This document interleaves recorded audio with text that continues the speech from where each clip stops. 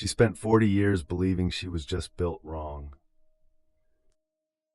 Not damaged, not traumatized, just fundamentally incorrect at the assembly line.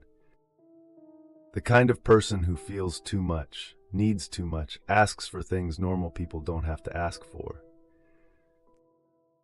She collected evidence her whole life.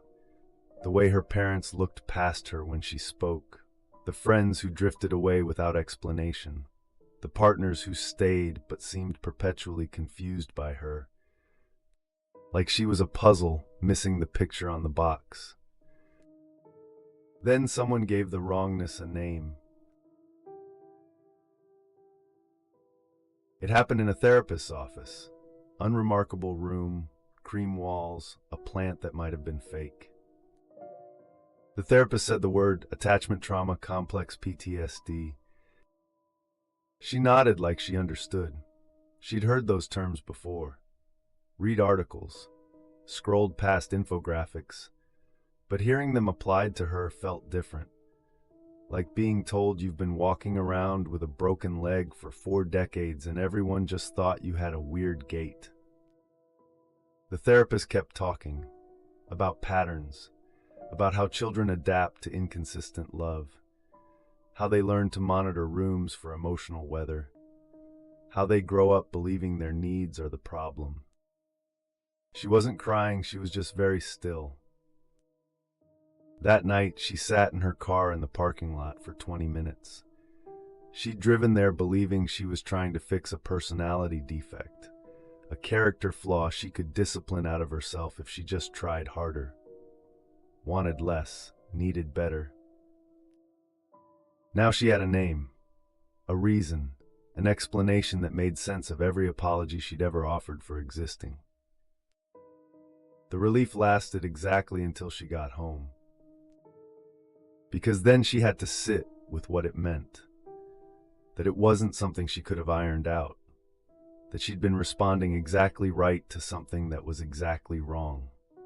That she'd spent decades apologizing for symptoms, for having a normal response to an abnormal situation. The wound had a name the whole time. She just didn't have the word yet. We want the diagnosis to feel like relief, like someone finally turned on the lights and we can see the room we've been stumbling through in the dark. And sometimes it does feel like that, for a minute. Then we sit with what the name actually gives us, a framework, a way to stop blaming ourselves for the shape pain carved into us. But it doesn't undo the carving. We think understanding will change us, that knowing where the wound came from will make it hurt less. But the name just names it. The work is still waiting. Some of us spend years looking for the right word, the diagnosis, the framework that explains why we are the way we are. We read books, take tests, scroll through symptoms like we're shopping for the right fit. And when we find it, when someone says, yes, this is what happened to you, we feel seen. But we also feel the weight of all those years we spent trying to fix the wrong problem. All that effort aimed at becoming less sensitive, less needy, less ourselves. We treated the wound like a character flaw. We apologized for bleeding. She said the hardest part wasn't learning she was wounded. It was realizing how much energy she'd spent trying to be less. Less reactive, less intense, less her. All those years of monitoring herself, checking if she was too much, if her feelings were proportionate, if her needs were reasonable. She'd been so careful, so controlled, trying to sand down the parts of herself that felt jagged, trying to fit into a shape that wouldn't bother anyone. And now she had to face the fact that none of it was necessary, that she'd been managing symptoms of something that was never hers to fix. The grief sits strange.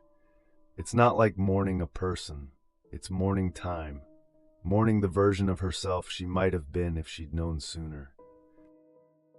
If someone had said, when she was 7, when she was 15, when she was 23, you're not broken, you're adapting. This is what kids do when love feels conditional. But no one said that, so she built her life around the wrongness, made herself small, learned to need quietly, to hurt privately. What do we do with the time we spent solving the wrong problem? There's no getting it back, no do-over, just the strange work of unlearning what we taught ourselves to survive. She's learning now what she needed then, reparenting.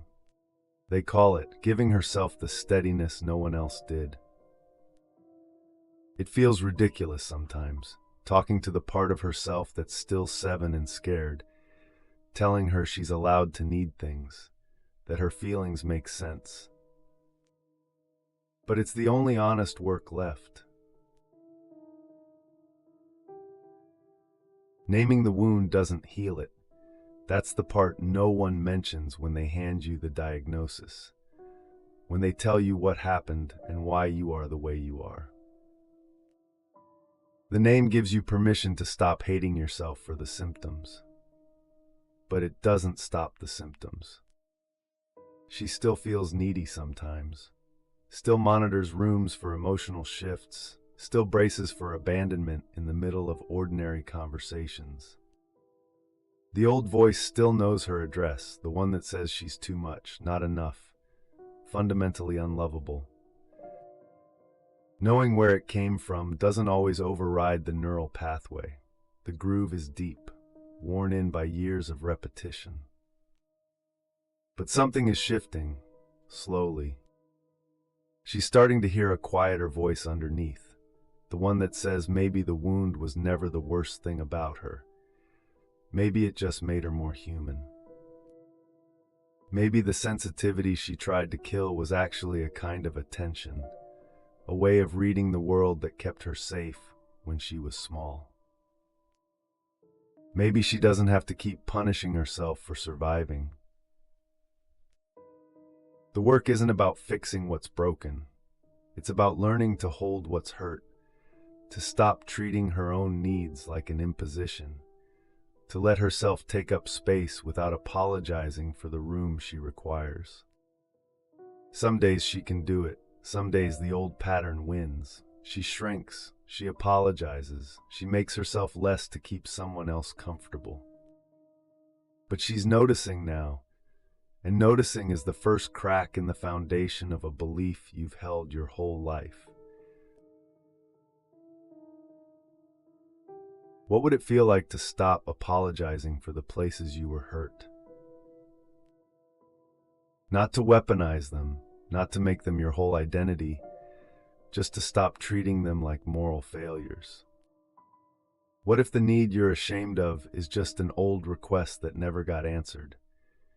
A hand reaching out in the dark that no one took? Who would you be if you stopped trying to be less? If you let yourself need what you need, feel what you feel, ask for what you're actually asking for. Not the small, manageable version, the real one. The question doesn't have an answer you can write down. It's the kind you carry, the kind that changes shape the longer you hold it. Maybe that's the point. The Flawed Seeker. New reflection every day. We're all just trying to make sense of the wounds we carry.